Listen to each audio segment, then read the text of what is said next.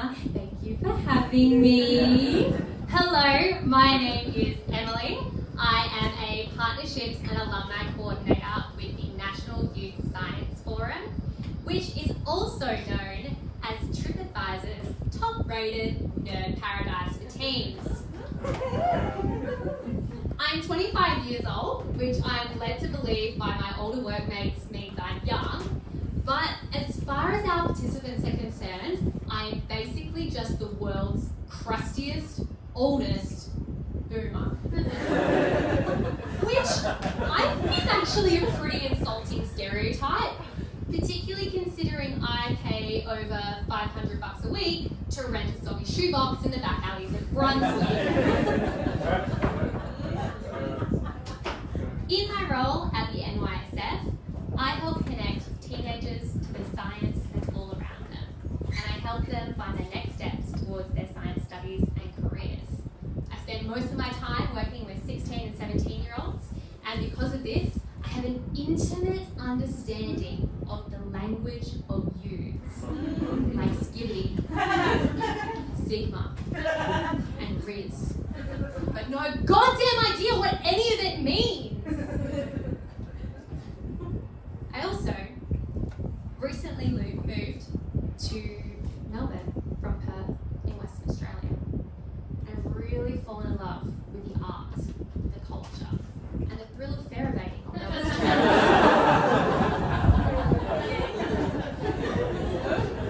I got into this role at the NYSF because I have a background in biochemistry and science communication, but because of this, a lot of my mates like to remind me that if things don't work out at the NYSF, I could always shave my head, grow a beard, and take up a gig working at a local high school. But I disagree, because if things really didn't work out at the NYSF, I know exactly what I'd be doing. And that's because, and I don't like to admit this often, I have a debilitating addiction to horrifically trashy reality TV. Now, you might think that always having Love is Blind US, Love is Blind UK, Love is Blind The Reunion, and MILF Manor on the TV has put a strain on my relationship with my partner. And you'd be right. But this addiction is actually a superpower that helps me connect with the teenagers on our program on topics of extreme importance.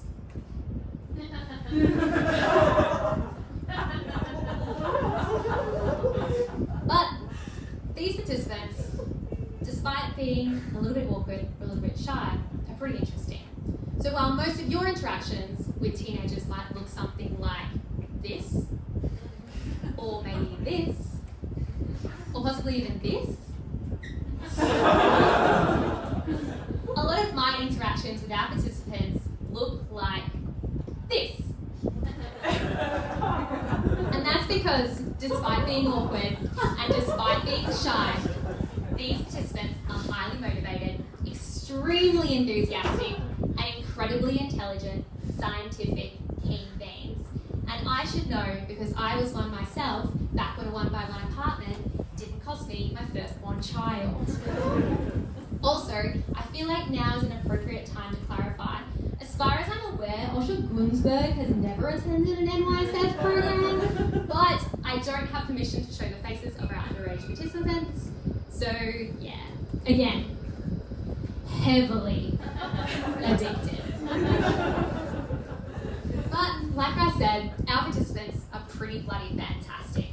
And unlike me, by the time they're 25, they could be finding the cure to cancer, they could be one of the first human beings to set foot on Mars, or they could be making their parents super proud because they're not ruining Christmas lunch by debating whether or not Trevor did or did not in fact have a girlfriend at the time of filming The Love is Blind Season 6.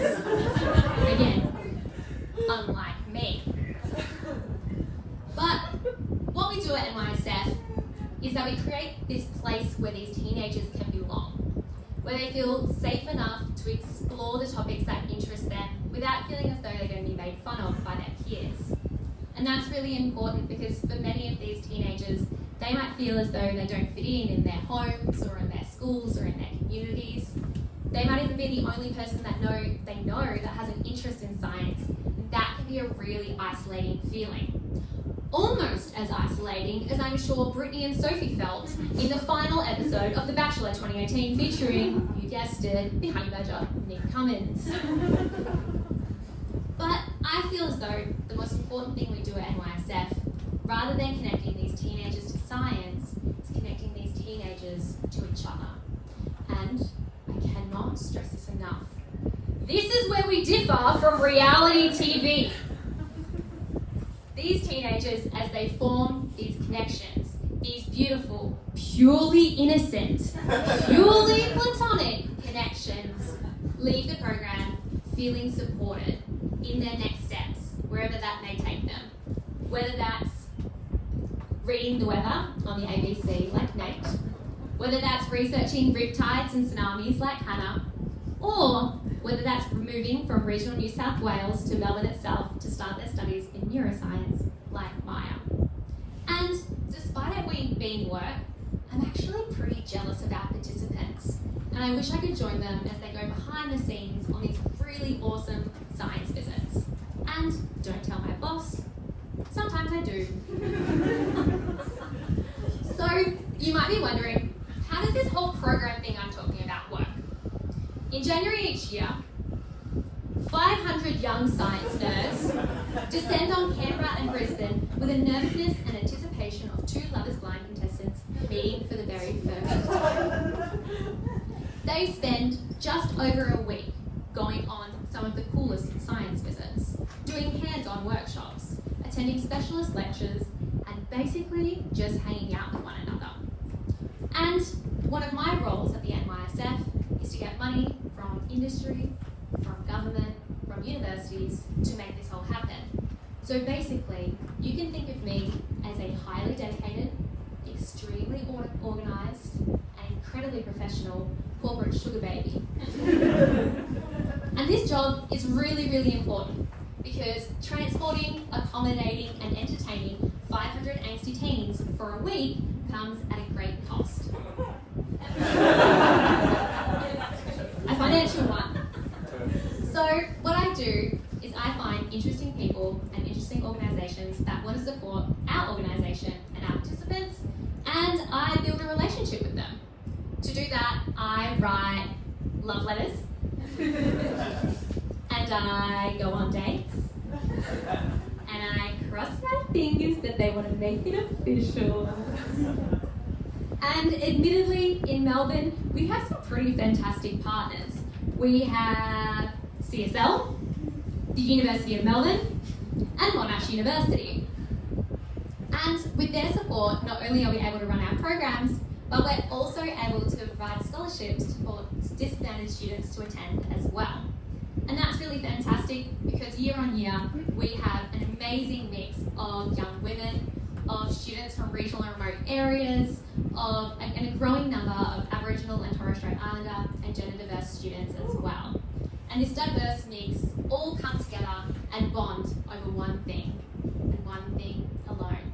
And that's their shared understanding that I've single-handedly ruled the property market. So, if you or someone you know knows a 16 or 17-year-old interested in science, maybe consider sending them our way. If you or someone you know might be interested in supporting the NYSF and what we do, get in touch. And if you or someone you know is also heavily addicted to reality TV, come and see me after the show because I'm starting a support group. And finally, I wanted to leave you with one of my favourite quotes from this year's 2024 NYSF Year 12 program. Right. NYSF was straight up ghosted.